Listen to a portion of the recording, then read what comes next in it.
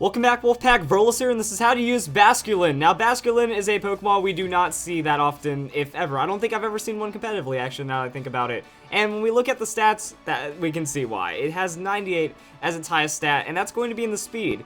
Generally, that is not a good sign when we're trying to do one of these guides, and then 92 on the attack. So, that's what we have to work with Basculin. Also, a little bit below average on the defenses, that, 70s across the board, something we tend to see, but it's even lower than that. 70 hit points, 65 defense, and 55 special defense means we're not going to be able to survive much of anything. 80 on the special attack, kind of irrelevant, well, kind of being relevant. It's not too far behind attack, but it's not much to write home about either. So that's going to be Basculin's stats. Look at its typing, pure water type. That's always actually pretty solid to look at. I mean, grass, electric, weakness. Water is just an amazing typing. Then we have steel, fire, water, and ice resistances, so we can come in on quite a bit. Offensively, just being pure water isn't that incredible, but the typing, can't really complain about it. Hopping into Pokemon Showdown, we're going to see that Basculin is a Pokemon that gets really, really good abilities. Reckless, Adaptability, Mold Breaker. A lot of the Pokemon that get these abilities know how to run away with them and become very powerful. Not Basculin, though.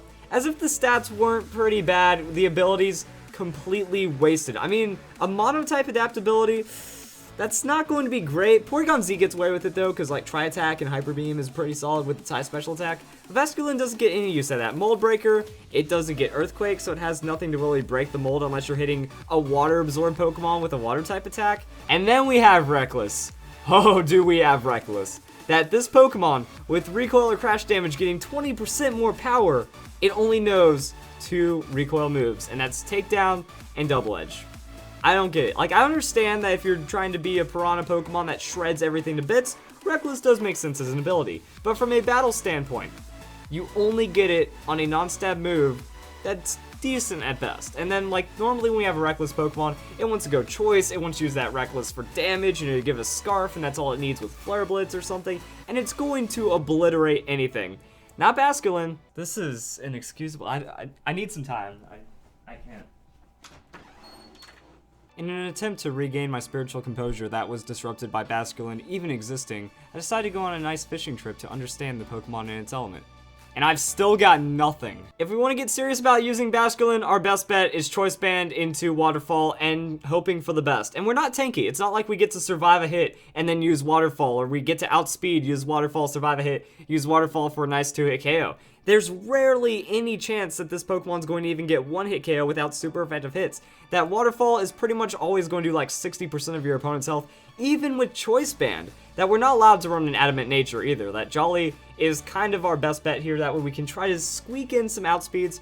We're not a 100 base speed Pokemon. Like Basculin, if it was a 101 base speed, might be even slightly more usable, but 98, we're just falling shy of the pack, and we can't do anything about it. Even with a Jolly Nature, a lot of things are going to outspeed us. A lot of electric types are going to have their way with us as well. It's just not that great. Now, even if we had an Adamant Nature, Choice Band, Waterfall, Adaptability, even with Adaptability boosting, this Pokemon manages 60%. So if we had Adamant, it'd be like 70% of an opponent's health, which isn't a 1-hit KO anyways, so it kind of doesn't matter. Aqua Jets, it's like 2-3 hit KOs, not even super effective hits are going to find you a KO. It's some silly stuff. We have Zen Headbutt. That's it. That's our only other coverage. If we look at Basculin, we get Headbutt, Crunch, Thrash, Final Gambit. Revenge, I guess, is a move that we can use if we don't want to use like Superpower or something. We get Bounce though, and Endeavor, and that's it, and it's terrible. So Basculin doesn't have much to do. Also, if we want to be the blue Basculin, that means we can also have the Rockhead ability. Again, this ability works with recoil, but it doesn't do anything for us, so there's no point in mentioning it. And that's kind of the damage right there. The only other thing to mention is Life Orb Basculin, because for some reason, 80 base special attack Pokemon can one-shot Garchomp with Ice Beam. That's kind of the only thing to mention, that, Life Orb, Ice Beam, Adaptability doesn't even matter here, so we go with a Naive Nature. Unboosting special attacks, just Life Orb, Ice Beam, that's enough to one-shot Garchomp, Noivern, Pokemon like that. But at the same time, we're never going to be in that position. We get one shot by any of those Pokemon's moves, that even if Garchomp uses Draco Meteor, or we get some kind of very high power Earthquake, Basculin's not going to survive that. So it doesn't really matter anyway with that Ice Beam, and that's kind of rough on Basculin. But it does show at least we can get damage in a weird scenario with that Ice Beam. But that's it.